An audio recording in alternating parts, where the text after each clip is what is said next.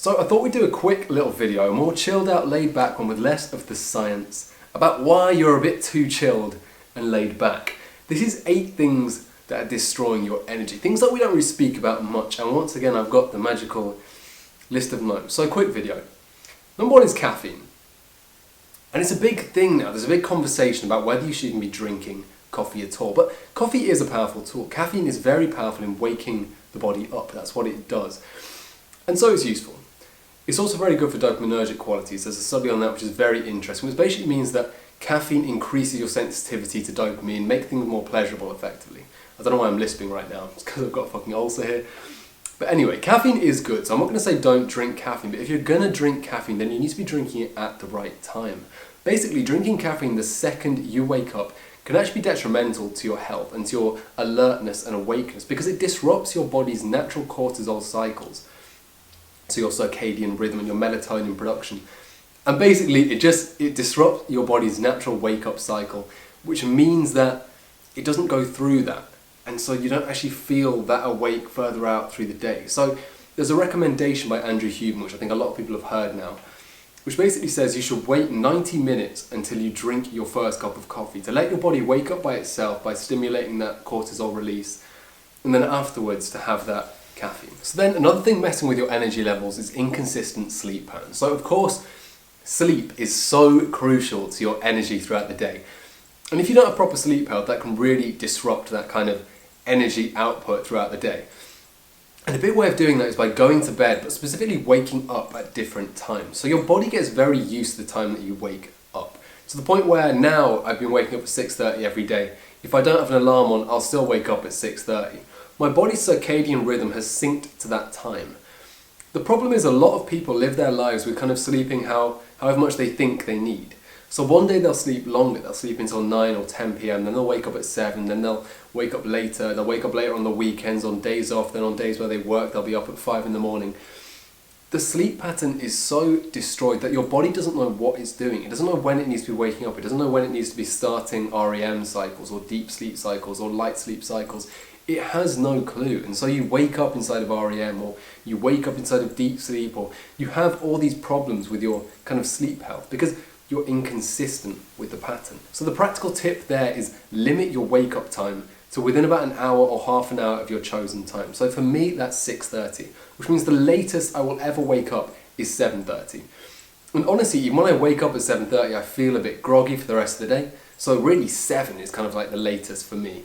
But find a time and stick to it within about half an hour, I'd say. And then next and linked to that is using blue light before bedtime. So for example, if you're watching this right now after about 8 p.m, then stop fucking watching this right now. Or use a red light filter. Because blue light destroys your sleep. In the simplest way possible, blue light stimulates cortisol. It stimulates that cortisol we were speaking about with the coffee thing, the wake up cortisol. And it basically tells your body it is the middle of the day. And your body goes, what? It's been the middle of the day for the past fucking 24 hours. And yeah, that's probably bad for you because just as you're supposed to be trying to get to sleep, your body thinks it's daytime. And so it doesn't produce melatonin, which is what gets you to sleep. It doesn't reduce all your cortisol levels and different things like that. So again, practical tips is either don't watch screens at all, or if you have to, like if you're working late at night, use red light filters inside of accessibility or grayscale, or reduce your brightness down to the minimum. Night shift isn't really enough. It kind of just gives your screen like a weird orange hue, but what you need is like a red hue. I'll try and put up a screenshot of that. But basically you want to turn your phone red. And it looks a bit shit, and you can't really see many colours, but you just sort of have to deal with it because you'll see how much better you sleep. Now number 4 is living a sedentary lifestyle. But generally just not exercising much anymore. And a lot of people do this, like a lot of people live their lives inside of their houses, they don't really leave the house. And as I've written down here, this kind of reduces oxygen circulation, mitochondrial function, and creates hormonal imbalances. And we're going to do episodes and episodes on fitness and health when we get around to that. But basically the take home message for now is start doing frequent exercise. It is so good for you. It releases norepinephrine, dopamine, all these things that we've spoken about before that are crucial for your health and well-being. But also it's great for your cardiovascular health, which has huge benefits too. If you're not doing that, your energy will plummet, man. If you sit around the whole day doing fuck all, you don't feel good. I mean, you know that anecdotally. The days where you sit inside and don't do anything, ironically, are the days where you're the most tired and have the least energy. So get up and stop being sedentary. Next is social media use. And why is that? It's because of sympathetic arousal. There we go, that's why. We made a whole video on that. Basically about how social media is quite stressful.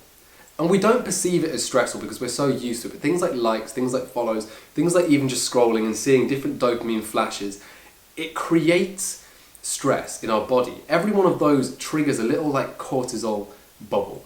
And each one of those pops, and our cortisol levels slowly rise throughout the day, and they're staying at a constant like platitude of tonic cortisol. But effectively what that does is create chronic sympathetic arousal. So your sympathetic nervous system is chronically aroused. It's always stimulated, and that leads to things like hypertension, agitation, irritability, and anxiety, because your heart rate is always beating slightly faster than it should be, or your breathing is slightly elevated. Just all of these things that it creates, not to mention the dopaminergic issues with it, of the literal addiction that things like social media cause. Not just social media, we can expand that into the classics, porn, like nicotine, drugs like marijuana. Marijuana, bro, why am I saying that? But anyway, just stuff like that. It destroys your mood and motivation because it's very dopaminergic. Effectively, what it does in the simplest way possible is it releases what you call phasic dopamine. So that means a big burst of dopamine. But your body has something called tonic dopamine, which is a flat, well, not flat, but like a baseline of dopamine. And every time that spikes, your body has to kind of retain a homeostatic balance, and so it decreases your tonic dopamine. Dopamine, weirdly enough, isn't the pleasure neurotransmitter that many people think it is, but it's actually based around motivation and drive to do things. So if you have less tonic dopamine, you'll have less drive and motivation, and literally you will move less. Dopamine inside of the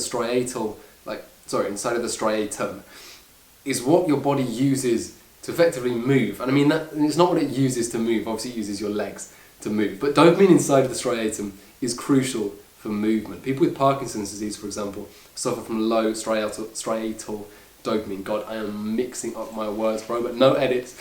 It's the chill out video. So yeah, social media, pornography, all these things that are extremely dopaminergic destroy your motivation and destroy your energy. It's such a weird thing because you don't really think about it, but using your phone all day and using social media genuinely decreases your energy. It's pretty crazy, especially if you combine it with like late night social media use or early morning social media use.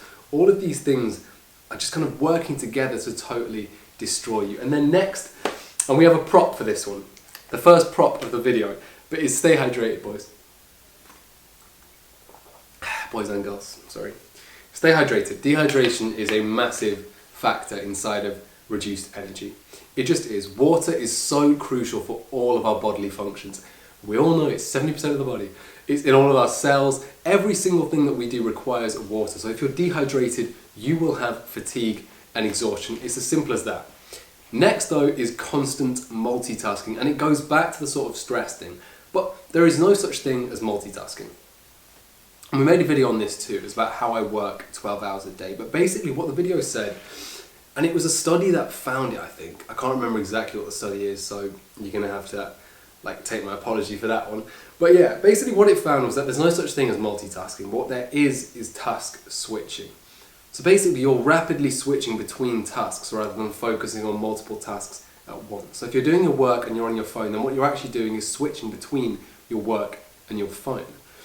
Doesn't sound that bad, but combine it with the fact that task switching, generally speaking, has a kind of transition period needed between each task switch, which takes up energy, but that's not really the point. But the task switching, transition, it needs to happen for your brain to shift gear and to shift focus. The problem is though, is if you're always on your computer and switching between that and your phone, once every fucking 5-10 minutes, then you're never truly focusing any one thing because your brain never has enough of a transition period to adjust to the next activity.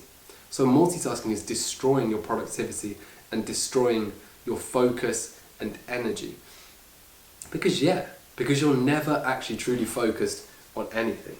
And then finally, and we've talked about it before in this video as well, but it's kind of lack of sunlight exposure, particularly exposure in the mornings. So everyone knows the Andrew Huberman thing.